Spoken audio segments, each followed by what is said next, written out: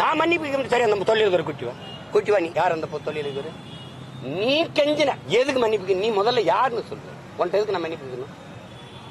உன்னை பயந்துக்குதா? நீதான் பெரிய அப்பாட்ட பெரிய இவராச்சே, துப்பாக்கி பெரிய பெட்டாடின்னு வச்சிருக்கிய.